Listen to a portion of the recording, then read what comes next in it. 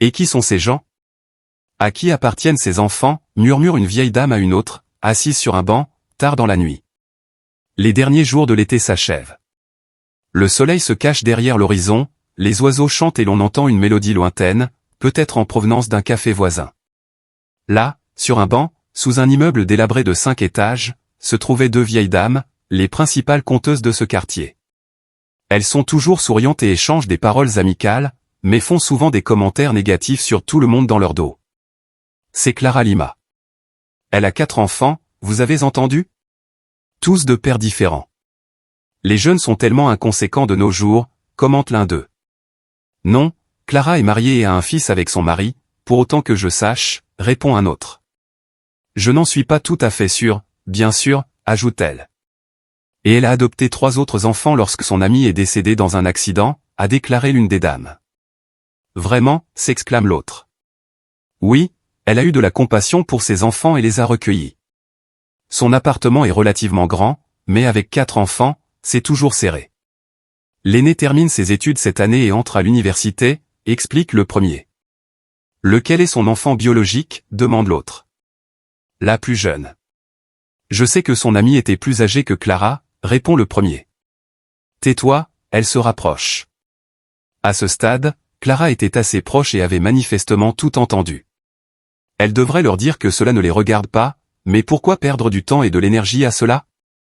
Réfléchit Clara. Elle salua les vieilles dames d'un sourire aimable, et tous ses enfants les saluèrent également. Ils entrèrent dans le bâtiment et commencèrent à monter les escaliers. La première à monter fut Eduarda, la fille aînée de Femer, suivie de Clara, qui tenait la main de son fils Thomas, qui allait avoir 4 ans. Il a les cheveux noirs et bouclés, il est la copie conforme de son père. Derrière eux, Samuel, le fils du milieu, et Julia, la fille cadette de Mère, montent les escaliers. Clara est brune, petite et jolie. Les hommes l'admiraient souvent, mais son mari lui en s'en moquait. Clara et Mère n'étaient pas seulement des amies d'enfance, leur lien était plus étroit que celui de sœurs. Mère et Clara étaient des enfants uniques, sans frère ni sœur pour les défendre. Mère, plus âgée, a toujours protégé et défendu Clara. Enfant, Clara a été poussée dans une rivière par un garçon espiègle. Ses parents n'avaient tout simplement pas le temps de s'occuper d'elle, toujours occupés à se disputer et à gagner de l'argent. Clara s'est retrouvée dans l'eau et Mère s'est jetée à l'eau sans hésiter, alors qu'elle sortait tout juste de l'hôpital après avoir été mordue par un chien et avoir eu besoin de 15 points de suture. Mère a ramené Clara sur le rivage, mais ses blessures se sont infectées et elle s'est retrouvée à l'hôpital. Lorsque Mère a terminé ses études secondaires, elle a déménagé en ville. À partir de ce moment-là, leurs communications sont devenues moins fréquentes. Elles sont restées en contact, bien sûr, mais une autre vie d'adulte a commencé pour Mère. Il y avait 4 ans d'écart d'âge entre les 2 filles. Mère est tombée enceinte très tôt, alors qu'elle était encore à l'université. Clara l'a soutenue du mieux qu'elle a pu. C'était une période difficile, son petit ami Daniel ne voulait pas l'épouser et ils se disputaient constamment. Mère a beaucoup pleuré, mais les choses ont fini par s'arranger et ils se sont mariés. Avec le temps, Mère et Daniel ont eu 3 enfants. Mère a pris un peu de poids après l'accouchement, mais elle était toujours aussi belle. Daniel l'aimait, même s'ils se disputaient pour des choses insignifiantes, ils étaient comme ça. Clara venait souvent chez eux. C'est Daniel qui l'a présentée à son meilleur ami, Luan. Ils ont commencé à sortir ensemble et se sont ensuite mariés. Clara n'avait pas réussi à tomber enceinte depuis longtemps, mais Thomas, tant attendu, est enfin né. Le jour où Daniel et Mère ont eu un accident, Clara a dû s'occuper de leurs enfants. Ils s'apprêtent à choisir un nouveau papier peint pour la chambre du bébé. Mère insiste pour un beige doux, tandis que Daniel plaide pour une couleur vive, puisqu'il s'agit d'une chambre d'enfant. Daniel voulait emmener les enfants avec eux, pensant qu'en voyant le papier peint, il se rangerait de son côté et que Mère cesserait d'argumenter. C'était un couple qui se disputait toujours, mais lorsque Mère était contrariée, Daniel la prenait dans ses bras et la faisait tourner, l'aidant à oublier ses problèmes et ses chagrins. Ce terrible matin, Mère et ses enfants étaient déjà dans la voiture quand, soudain, sa fille cadette, Julia, s'est mise à pleurer. Elle avait mal à la gorge. « Laissez-la à la maison », dit Mère en fronçant les sourcils.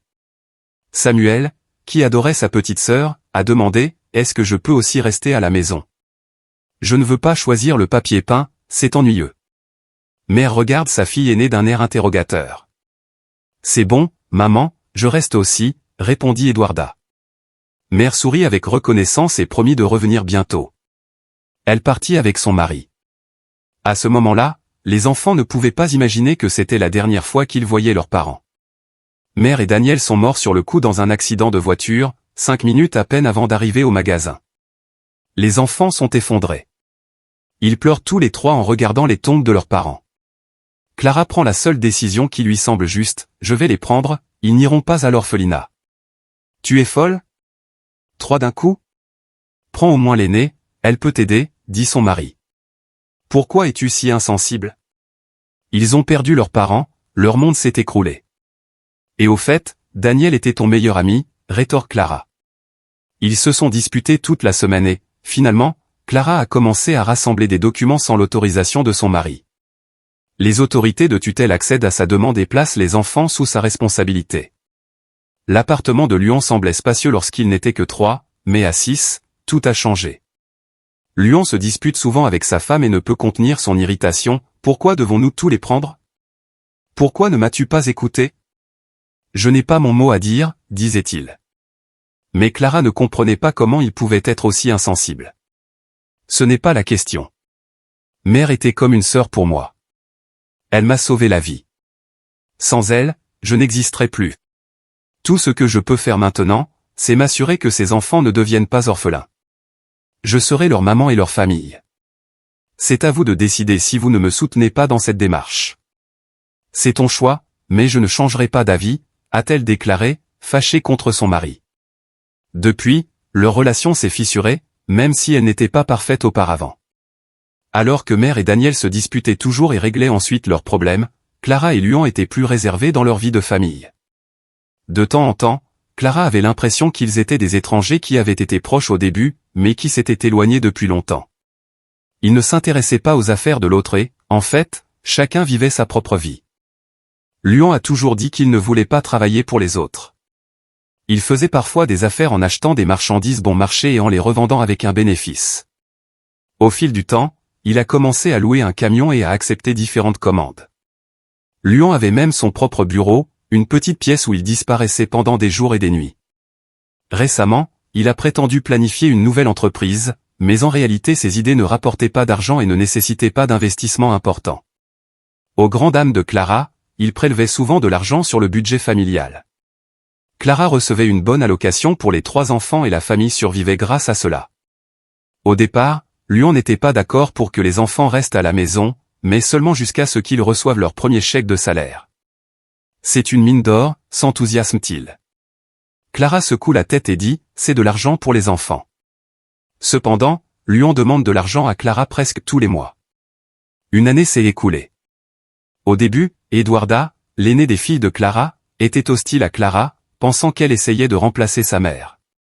Cependant, elle a fini par comprendre que ce n'était pas le cas et a commencé à traiter Clara comme une amie, partageant ses problèmes et ses inquiétudes. Elles se sont même rendues ensemble à un rendez-vous chez un médecin pour femmes. À 16 ans, Eduarda avait déjà un petit ami que Clara s'efforçait de bien traiter. Clara l'a accepté comme un membre de la famille, a joué avec lui et lui a servi du thé et de la nourriture. Luan a commencé à rentrer moins souvent à la maison, restant souvent tard au travail. Clara se consacre entièrement aux enfants. Cependant, l'argent n'était pas suffisant pour leur fournir tout ce qu'elle voulait, et elle a donc commencé à chercher un emploi à temps partiel. Un jour, une voisine âgée, Madame Fatima, qui aidait occasionnellement Clara à s'occuper des enfants, lui a suggéré, pourquoi ne pas essayer de travailler comme épouse pendant 1 heure? Clara est perplexe, qu'est-ce que vous voulez dire? Vous travaillez pour une entreprise et vous suivez des instructions sur la façon de vous comporter, ce qu'il faut faire et ce qu'il ne faut pas faire. Tu reçois des ordres tels que nettoyer l'appartement de quelqu'un avant l'arrivée de ses parents. Ce sont surtout les jeunes gens riches qui ont beaucoup d'argent, mais pas assez pour effectuer certaines tâches ménagères qui le demandent.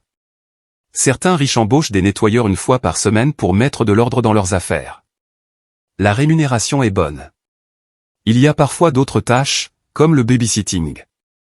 Vous seriez très doué pour cela. Il ne s'agit que de quelques heures passées loin de la maison et tu reviens avec de l'argent. Bien sûr, l'entreprise prend une part, mais vous en gardez environ 70%. La seule chose, c'est que le travail est différent et que votre comportement sera évalué. Il existe un système d'évaluation qui permet à tout le monde de voir si vous avez travaillé dur et de connaître les commentaires que vous avez reçus. Si tu es grossier, tu auras de mauvaises appréciations, comme à l'école. Mais je te connais, Clara. Tu es une femme qui travaille dur.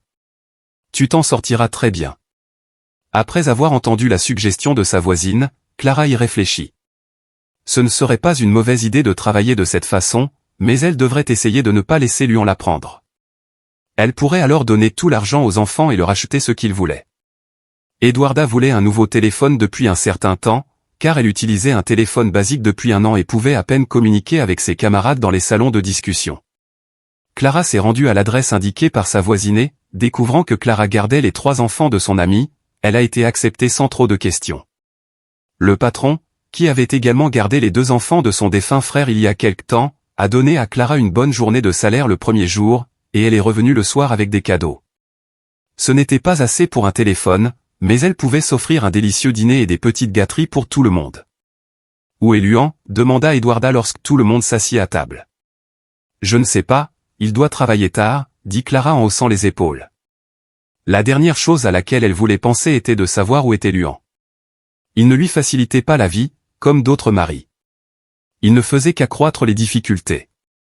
Il ne contribuait pas au budget familial, si ce n'est en prélevant sur l'argent de poche des enfants. Il avait l'habitude de dépenser de l'argent pour les courses, mais ces derniers mois, il n'avait rien ramené à la maison, si ce n'est ses vêtements sales et ses plaintes au sujet de la soupe mal cuite. Clara a continué à travailler régulièrement à temps partiel. En 2 semaines, elle a économisé suffisamment pour acheter un nouveau téléphone portable à son fils aîné et des vêtements aux plus jeunes. Ce jour-là, Clara a emmené les enfants à l'école et à la crèche, puis a reçu un appel sur l'application et s'est précipitée au bureau. Là, elle se changeait, au bout d'une demi-heure, elle se trouve devant une grande maison. « Vous êtes de l'agence ?» demande la belle fille avec assurance. Elle était d'une beauté époustouflante, comme si elle vivait dans un salon de beauté. Clara ne pouvait s'empêcher de penser que si elle prenait mieux soin d'elle, elle pourrait être aussi belle qu'elle. L'hôtesse semblait avoir le même âge qu'elle. La maison, en revanche, est en désordre. La jeune fille ne dit plus un mot à Clara et se retira dans sa chambre. La gouvernante qui vivait là en permanence s'occupait du ménage, de la cuisine et de la lessive, mais il y avait encore du travail à faire. Elle montra à Clara ce qu'il fallait nettoyer et ranger.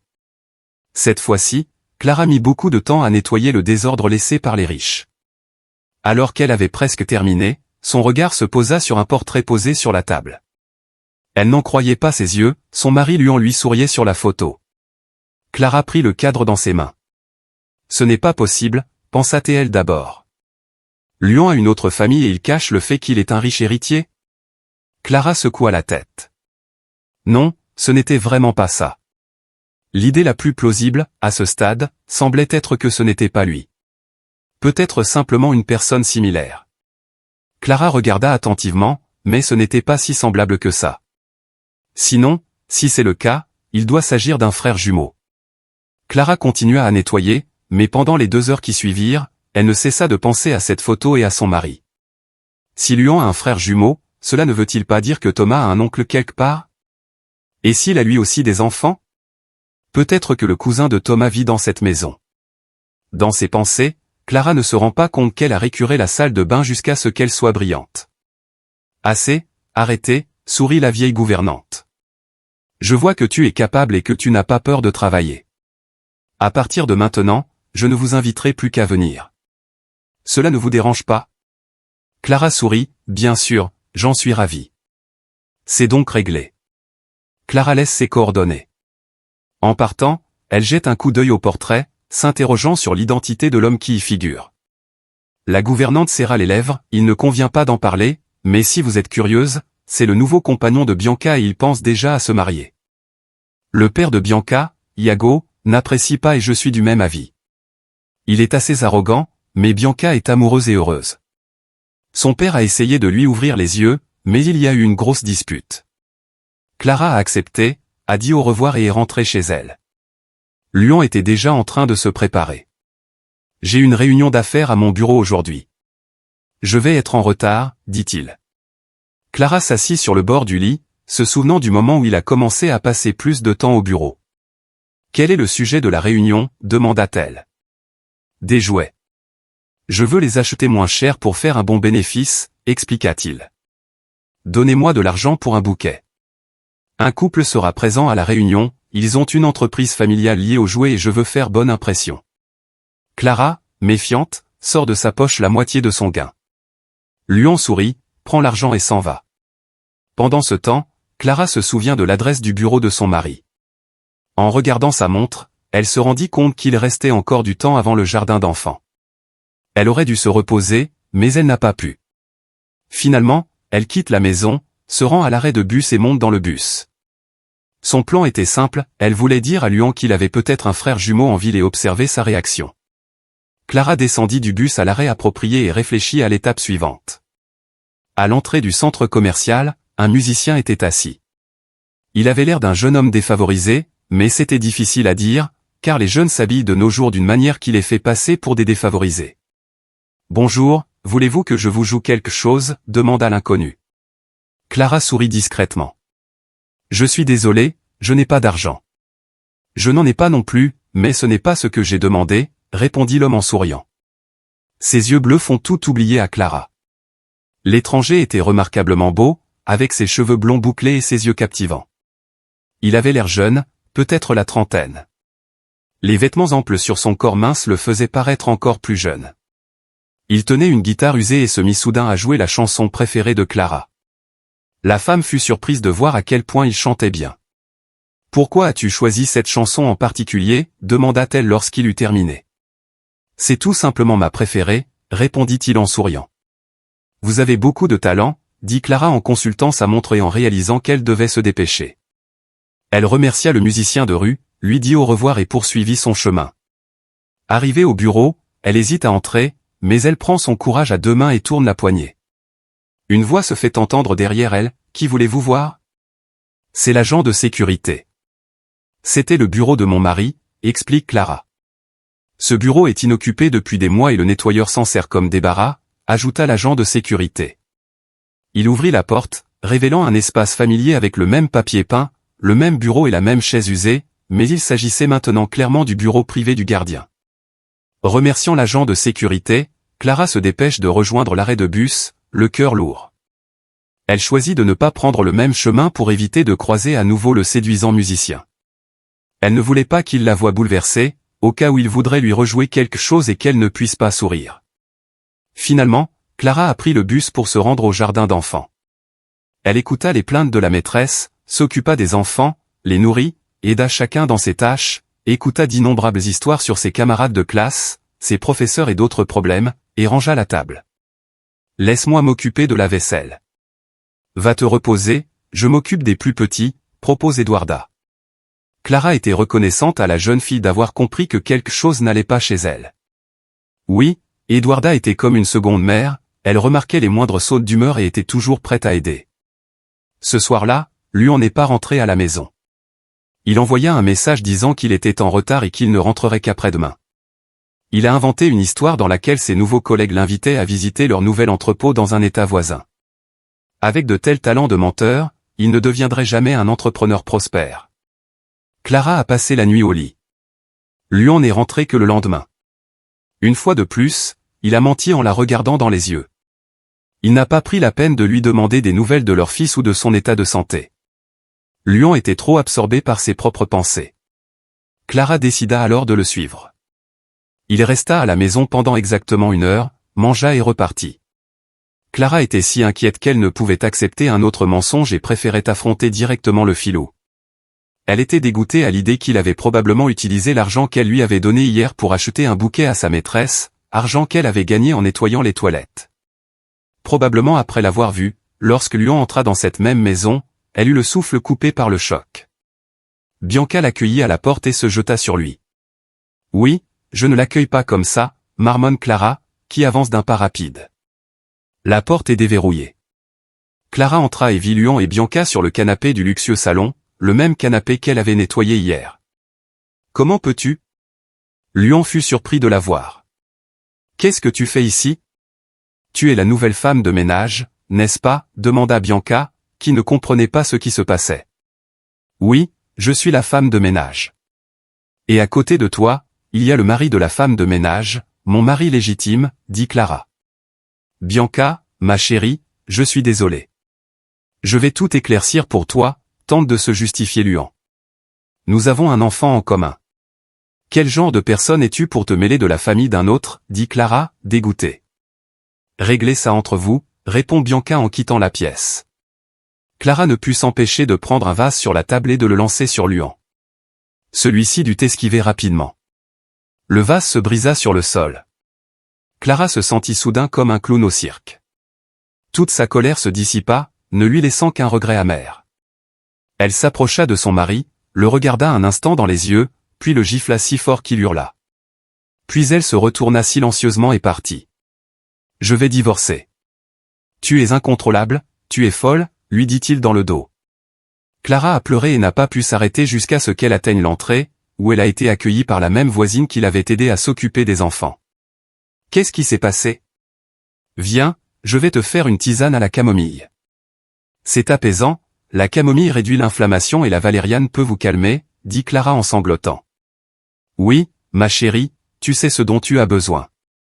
Allons-y. 10 minutes plus tard, Clara tenait le thé à la camomille et à la valériane dans ses mains, mais elle ne parvenait pas à se calmer en racontant ce qui s'était passé. « Qu'est-ce que tu comptes faire ?» demande Madame Fatima après avoir entendu toute la situation. « Je vais faire mes valises. Je ne veux pas rester sous le même toit que lui. Les locataires viennent de quitter l'appartement de ma mère. J'avais l'intention d'en trouver un autre, mais maintenant je vais y vivre avec les enfants. Ce ne sera pas difficile pour les enfants. » « Est-ce qu'ils vivaient là avec leurs parents ?» demande la voisine. Clara réfléchit un instant. « Tu as raison, mais je vais tout réorganiser. J'achèterai un nouveau papier peint, comme je le souhaitais, et nous emménagerons. » Clara adhère à ce projet. Elle réorganise les meubles, enlève les vieilles moquettes et change le papier peint d'une des chambres. Cela a pris 2 jours. Elle n'est pas restée à la maison pendant ce temps et les enfants étaient chez Madame Fatima. Tout est prêt. Les affaires sont emballées. Nous pouvons emménager, dit Clara en terminant ses petites réparations. Pour être honnête, elle était littéralement épuisée, sans argent, et faire le ménage la calmait toujours. Mais le travail qu'elle a effectué ces derniers jours a eu raison de son corps. Le lendemain matin, tout le monde a emménagé dans le nouvel appartement, mais le soir même, Eduarda a appelé une ambulance pour elle. Clara s'est sentie mal et s'est évanouie. À l'hôpital, elle reprend connaissance, mais les médecins insistent pour qu'elle subisse un examen supplémentaire, et l'échographie révèle quelque chose de tout à fait inattendu. L'échographie a révélé quelque chose de tout à fait inattendu. D'après ce que nous voyons, rien ne menace votre grossesse, mais vous devriez prendre soin de vous. L'évanouissement peut être un symptôme de surcharge, vous devez donc penser à votre santé, explique le médecin. Clara est choquée. C'était la dernière chose dont elle avait besoin. Elle avait déjà 4 enfants et un mari. Elle voulait juste divorcer et ne plus jamais le revoir. « Qu'est-ce que je dois faire maintenant ?» demanda Clara, en lui demandant de la laisser rentrer chez elle, en disant qu'elle avait besoin de réfléchir. D'une part, elle ne serait pas en mesure de faire face à un 5e enfant, ni mentalement, ni physiquement, ni financièrement. D'autre part, elle ne se débarrasserait jamais du bébé, même s'il vivait dans la rue. Elle ne ferait pas de mal à ce miracle à naître qui faisait partie d'elle. Quoi que Luan ait fait, les enfants n'étaient pas à blâmer.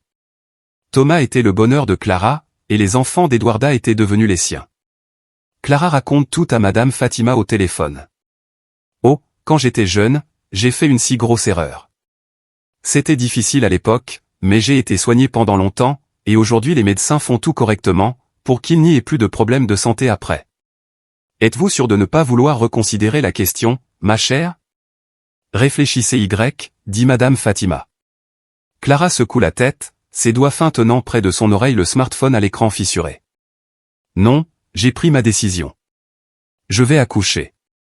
Le même jour, Clara a informé les enfants qu'ils auraient bientôt un petit frère ou une petite sœur.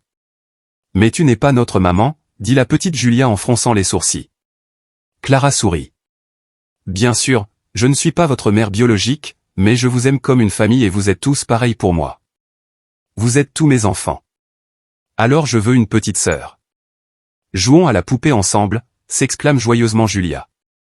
Non, c'est un garçon. J'ai déjà assez de sœurs, répond Samuel. Depuis cette conversation, Eduarda n'a pas permis à Clara de porter quelque chose de plus lourd qu'un verre de thé. Elle s'est occupée d'elle comme personne ne l'avait fait auparavant. Clara a même pleuré d'émotion, même si les hormones y sont pour quelque chose. Clara a commencé à travailler plus dur. Elle voulait vraiment acheter tout ce qu'il fallait pour le nouveau bébé, un bon berceau et des jouets. Luan refuse de l'aider. Sans lui, Clara n'aurait pas accueilli 3 enfants. Je comprends que ta paternité sur l'enfant de Marie n'est qu'une formalité. J'ai promis que je ne te tiendrai pas responsable d'eux, mais tu es le père de Thomas. Je suis enceinte de ton fils et nous avons besoin d'argent pour payer les frais de garde et les factures. Enceinte de mon enfant? C'est absurde, et ne t'avise pas de m'appeler encore une fois, extorqueuse. Ce n'est pas mon enfant, vous comprenez? En vérité, Luan craignait que Clara ne ruine sa relation avec la femme riche, car il était sérieusement intéressé par le gros portefeuille de son père. Clara regrette profondément de lui avoir annoncé sa grossesse, mais elle n'a pas d'autre choix. Elle a besoin d'argent et commence à accepter 3 ou 4 commandes par jour, en travaillant sans relâche. Au bout d'une semaine, les saignements ont commencé. Cela s'est produit l'après-midi, lorsque les enfants n'étaient pas à la maison. Elle s'est évanouie sur le chemin de l'hôpital. À son réveil, les médecins lui ont annoncé la triste vérité. Votre vie n'est plus en danger, mais vous devrez rester avec nous pendant un certain temps. Vous pourrez encore avoir des enfants à l'avenir, mais cette fois, je suis désolé. Ces derniers mots transpercent le cœur de Clara comme un couteau aiguisé. J'ai perdu un enfant, s'exclame-t-elle avec horreur. Oui, vous avez fait une fausse couche à cause d'une surcharge. Vous avez eu une hémorragie interne, mais vous avez été transporté à temps à l'hôpital, explique le médecin. Clara fixe le mur, perdue dans ses pensées. C'était le soir et elle avait pleuré toute la journée et toute la nuit. Eduarda lui rendit visite tous les jours jusqu'à ce que le médecin lui dise qu'elle pouvait rentrer chez elle. Eduarda a montré son irritation lorsque Clara lui a révélé la trahison de Luan, sa réticence à l'aider et ses commentaires sur le bébé. C'est la faute de Luan. C'est un imbécile. Merci, Eduarda. J'aurais versé des larmes si j'avais dû le lui dire moi-même. Ils attendaient avec impatience leur petit frère ou leur petite sœur. C'est mieux ainsi, Clara. Tu auras des enfants, mais avec un homme ordinaire, pas avec ce traître. Clara rentra à la maison et les enfants se rassemblèrent autour d'elle, impatients de partager la nouvelle. Thomas se blottit dans les bras de sa mère et lui demande. Alors, la cigogne avec le bébé est en retard? Clara acquiesce tristement. Oui, il semble qu'elle ait préféré donner le bébé à quelqu'un d'autre plutôt qu'à nous. Ils n'ont pas d'enfant et ils ont dit qu'ils avaient d'abord besoin du bébé, qu'ils seraient heureux et qu'ils nous l'apporteraient ensuite. C'est bon, tu es fâché? Nous sommes très nombreux et certains n'ont pas d'enfants, répond Clara en improvisant. Non, maman, je ne suis pas fâchée. Pourrais-tu m'acheter des Legos? Clara soupire. Clara soupire. Bien sûr. La femme est obligée de recommencer.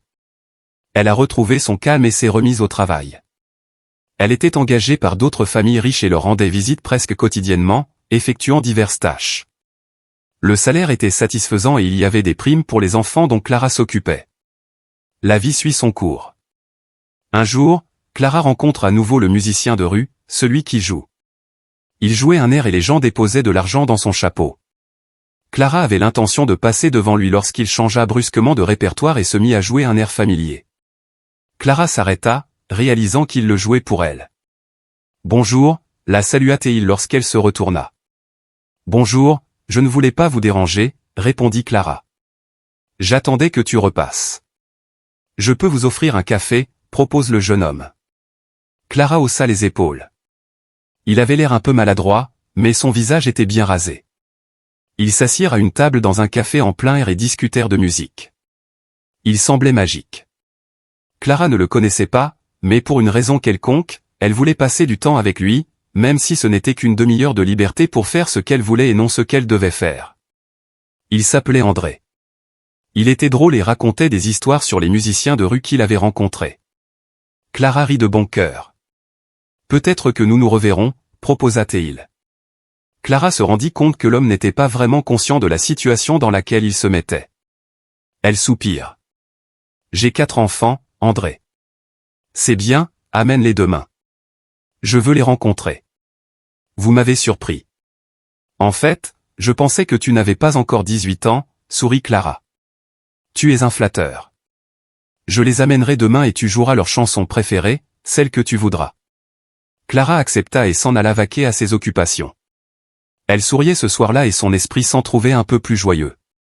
Le lendemain, Clara amena toute sa famille au même endroit et les accueillit avec le sourire. Il amusa les enfants de Clara et les autres en jouant leurs chansons préférées et en les faisant participer à des devinettes musicales. C'était très amusant. Ensuite, il a invité Clara et ses enfants à prendre un café, en payant pour tout le monde.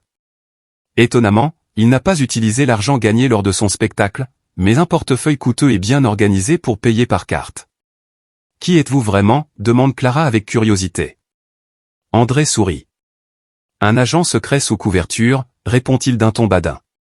Clara secoue la tête et, d'un air sérieux, André change de sujet, laissant sa question sans réponse. Ils ont passé un bon moment ensemble et ces rencontres agréables ont commencé à se produire régulièrement. André et Clara se téléphonèrent et se rencontrèrent 1 ou 2 fois par semaine. Un jour, Clara prépara un gâteau et voulut le partager avec sa nouvelle connaissance. Le gâteau était délicieux et elle était impatiente de le montrer. Clara lui demande « Où es-tu » ? « Es-tu à l'endroit où tu te produis aujourd'hui » demande-t-elle. « Je ne viens pas aujourd'hui. »« Je suis désolé, je ne peux pas te parler maintenant » dit André en mettant fin à l'appel. Clara ne comprend pas ce qui se passe. Comme il faisait presque nuit dehors, elle décida rapidement d'aller livrer le gâteau. Elle marchait dans la rue lorsqu'elle entendit un air familier. « Il doit être en représentation pour quelqu'un et il veut se faire de l'argent », se dit Clara. Elle s'approche de la source de la musique et voit André abandonner sa guitare et se lancer à la poursuite d'un homme. L'homme courait, mais s'est soudain arrêté et a sorti un couteau. Il s'approchait de Clara. André s'en aperçut et, à ce moment-là, l'homme lui donna un coup de couteau dans le ventre. Clara a crié et a laissé tomber le gâteau. L'inconnu encapuchonné se prépara à attaquer de nouveau, cette fois en visant Clara. Au moment où il allait frapper, un coup de feu assourdissant retentit. Clara tressaillit et, lorsqu'elle ouvrit les yeux, son agresseur était tombé. André gisait sur le sol, face contre terre, en sang. Clara se ressaisit et appelle une ambulance tout en couvrant de ses mains la blessure d'André. André reprend brièvement conscience avant de la perdre à nouveau. Qu'est-ce qu'il a fait? Il a volé ton argent? Pourquoi le poursuivais-tu? Demande Clara, désespérée. Il impliquait des enfants dans de mauvaises choses. Je t'avais dit que c'était un agent secret. C'était vrai, expliqua André. Clara n'en revient pas, s'il te plaît, ne meurs pas, supplie-t-elle, des larmes coulant sur son visage. Ce n'est pas la première fois, la rassure-t-il avant qu'elle ne perde à nouveau connaissance. À l'hôpital, Clara s'est présentée comme la petite amie d'André et a été autorisée à l'accompagner pendant son séjour à l'hôpital. Les policiers ont pris sa déposition, confirmant qu'André était un policier infiltré qui participait au démantèlement d'un trafic local de substances illicites. En raison de son expérience dans le domaine de la musique, il avait été sélectionné pour cette mission spécifique. Clara a mentionné qu'il lui avait sauvé la vie et le policier l'a informé qu'il était célibataire en un clin d'œil. Mais à ce moment-là, Clara ne se préoccupe que d'André. L'opération a déjà commencé depuis 4 heures. Soudain, une femme élancée entre dans le couloir. Elle s'approche rapidement et Clara suppose qu'elle doit être de la famille d'André, puisqu'il n'est pas marié. « Qu'est-ce qu'il a ?» demande l'inconnu. Clara leva les yeux et fut choquée. « Bianca, c'est toi. » Clara est horrifiée. L'expression de Bianca change, « Je ne me soucie pas de toi. »« Comment va André et pourquoi es-tu ici ?» Clara regarde la maîtresse de son ex-mari, choquée. Soudain, Bianca se met à pleurer comme une enfant, la voix tremblante. Clara l'entoure de son bras. « Calme-toi, il est en train de se faire opérer. Assieds-toi, je vais tout expliquer. » Clara guide Bianca vers une chaise dans le couloir de l'hôpital et lui raconte comment elle a rencontré André et ce qui s'est passé depuis. « Je suis sa sœur, » dit Bianca. « André et mon père ne se sont jamais entendus. Mon père est un homme d'affaires et André est trop intègre pour cela. Il tient à l'ordre et à la justice, alors il s'est engagé dans la police, a quitté la maison et a refusé d'accepter un centime de plus de notre père. Cependant, il a ouvert un compte qui lui permettait d'avoir accès à l'argent. Je ne sais pas si André l'utilise et j'ai l'impression d'être entre le marteau et l'enclume. Ma mère est décédée il y a 1 an d'un cancer. Mon père, inconsolable, a demandé à André de reprendre l'affaire, mais il n'a pas accepté. En fait, Il voulait juste que son fils rentre à la maison. Papa se sent seul. Il n'est toujours pas au courant de la blessure d'André. Je ne lui ai rien dit. S'il arrive quelque chose, je ne pourrai pas faire face, et papa non plus. Clara essaie de calmer Bianca, et toute la colère qu'elle ressentait à son égard disparaît. C'est la 5e heure de l'opération. Tu me pardonnes, dit-elle. Luan prétendait que sa femme le trompait, qu'elle l'obligeait à adopter les enfants d'autres personnes. Il a dit beaucoup de choses horribles sur toi. C'est pour ça que j'ai agi comme ça. Bianca, je suis désolé, mais tu ne vas pas aimer ce que je vais te dire maintenant. Clara raconte que Luan n'a pas envie de travailler, qu'il refuse d'accueillir les enfants de sa meilleure amie Maevy à leur crochet et qu'il demande de l'argent pour des fleurs. La jeune femme écoute en silence. J'ai eu une histoire d'amour ratée avant Luan et j'ai perdu le contrôle. Il m'a entouré de soins. Je ne suis pas naïve et j'ai compris qu'il se souciait de ma situation, mais j'étais vraiment désespéré à ce moment-là. Le fait qu'il soit marié ne me dérangeait pas. Je veux dire qu'il a prétendu que vous ne viviez plus en tant que mari et femme. Clara secoue la tête. À l'époque, je faisais des histoires chez vous et j'étais enceinte. Je n'ai pas eu d'autre homme que lui dans ma vie. Bianca roule des yeux, choquée.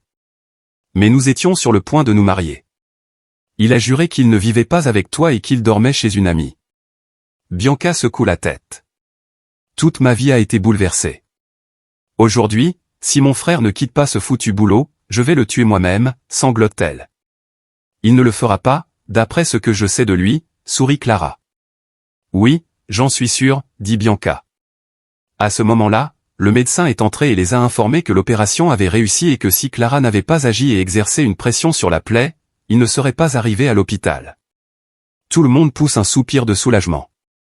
Le pire est passé et il ne reste plus qu'à attendre la guérison d'André. Après sa conversation avec Clara, Bianca a immédiatement mis fin à sa relation avec Luan. Il a commencé à appeler Clara et à essayer de l'intimider en lui disant que si elle ne l'acceptait pas dans la famille, il ferait en sorte que ses enfants lui soient retirés. Bianca l'a appelé et lui a dit fermement, « Si tu t'approches encore de la fiancée de mon frère, je le dirai à papa et il s'occupera de toi. Tu comprends? Tu es une personne méprisable. » Luan est choqué. Il savait que le père de Bianca avait quelqu'un qui savait régler les problèmes de manière moins agréable. Il promit donc de laisser son ex-femme tranquille et Clara n'entendit plus jamais parler de lui. André s'en est remis. Il n'est pas retourné chez son père, mais après ce terrible accident, leurs relations se sont améliorées. Clara et Bianca sont devenues de vraies sœurs. Bianca était certes un peu excentrique et gâtée, mais Clara, qui élevait seule 4 enfants, devint pour elle un exemple de gentillesse et de compassion. La relation entre Clara et André progresse rapidement, et lorsqu'il lui demande de l'épouser, elle ne peut pas refuser. Son père a organisé un grand mariage et, 1 an plus tard, ils ont accueilli des jumelles, 2 adorables filles. L'histoire de Clara est un parcours de dépassement, d'amour et de rédemption. Clara a connu tant de hauts et de bas, mais elle a conservé sa compassion au milieu de l'adversité. Son histoire nous rappelle que même dans les moments les plus sombres, il y a toujours de la place pour le pardon, l'espoir et la renaissance. Si vous avez aimé cette histoire, donnez votre avis dans les commentaires et, bien sûr, likez et abonnez-vous. Activez la cloche de notification pour ne manquer aucune vidéo. Un gros câlin et à plus tard.